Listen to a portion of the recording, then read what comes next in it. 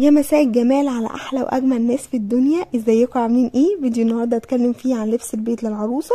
وعايزه قبل ما ابتدي الفيديو انصحكم نصيحه صغيره قد كده، لازم تكتبوا كل حاجه بالالوان عشان حقيقي هتنسي انت جايبه ايه، وكل ما تعجبك حاجه هتجيبيها وممكن في الاخر تكتشفي انك جايبه منها قبل كده، او مثلا بتحبي لون معين زي مثلا اللون الاسود هتفضلي تشتري كل حاجه سودا وانت مش واخده بالك، فجاه تلاقي نفسك 80% من هدومك نفس اللون، حتى لو في اختلاف في الشكل كتير بس مش هتحسي بتجديد، هتحسي ان دولابك كله شبه بعضه. عشان كده بقولك الورقه والقلم هيساعدوكي جدا انك تكتبي كل حاجه بالالوان بتاعتها عشان ما تنسيش وتجيبي الوان مختلفه. وبس كده، يلا نبدا في لبس البيت الصيفي للعروسه. بس قبل ما نبتدي الفيديو بقى ما تنسوش اللايك الجميل بتاعكم والاشتراك في القناه عشان يوصلك كل جديد وتفعلي الجرس، وابعتي الفيديو لاصحابك ويلا بينا نبتدي. اول حاجه البيجامات، جيبي العدد اللي يناسبك، بس انا هقولك رايي. بيجامه مثلا بنطلون جيبي 4، واحده نص وواحده قط واتنين بكم. اللي بكم للجو الخريفي او لما يجيلك اصحابك او مثلا حماتك او اخت جوزك كده.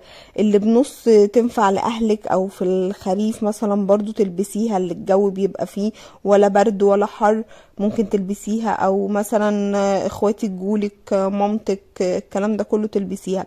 جيبي برضو بيجامه ستان او بيجامتين ستان، واحده بنطلون وواحده شورت، بيكونوا تحفة وبيخلوكي كده تحسي انك شيك كده في البيت. البيجامات البرمودا بقى اقل حاجة تجيبيها هما 2، يعني في البيجامات البرمودا جيبي 2 كويس، بس دي هتبقى اقل حاجة. بيجامات هوت شورت مثلا تجيبي 5، ونوعي في الاشكال والالوان كتير عشان ما تبقيش حاسة انك انتي مقيدة في نفس الشكل او نفس اللون.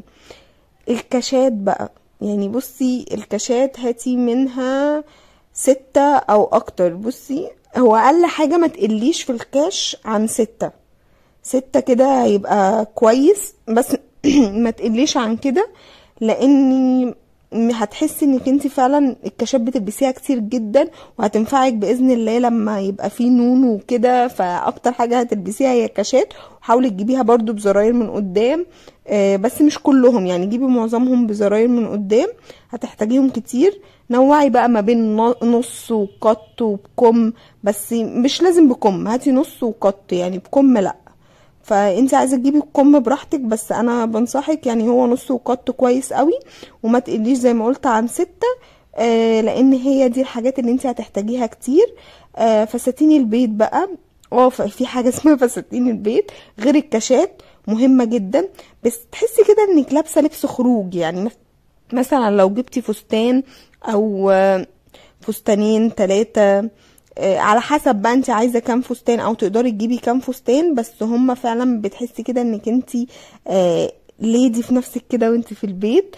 لو تقدري تكتري منهم كتري، لانك هتستخدميه كتير وهتكوني مبسوطه وانت لابسه قوي. يعني الروب، جيبي روب صيفي واحد، يا ستان يا قطن، اللي يعجبك واللي انت بترتاحي فيهم.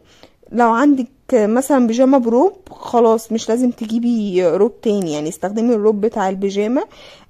القطن احلى الصراحه من الستان، في حته انك انت في الصيف ومحتاجه مثلا تلبسي الروب والبيجامه، فالروب القطن احلى من الستان. العبايه بقى، تجيبي عبايه لمامتك او لحماتك او اختك لما اخواتك لما يجولك، او اختك بدل ما تديهم من عندك بيجامه او كده، لا جيبي لهم عبايه تبقى مخصصه ليهم، اي حد يجيلك عايز يقعد مثلا براحته او كده يلبسها.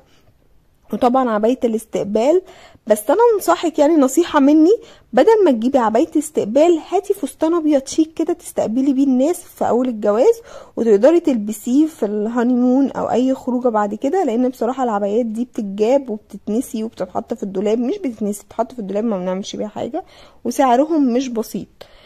جيبي بقى هاتي فستان بكم كده او ترنج يكون مناسب لو هتنزلي تحت البيت جيبي حاجة، او رايحة مكان قريب منك، الكلام ده كله هاتي فيه فستان كده يبقى شيك او ترنج شيك وحلو.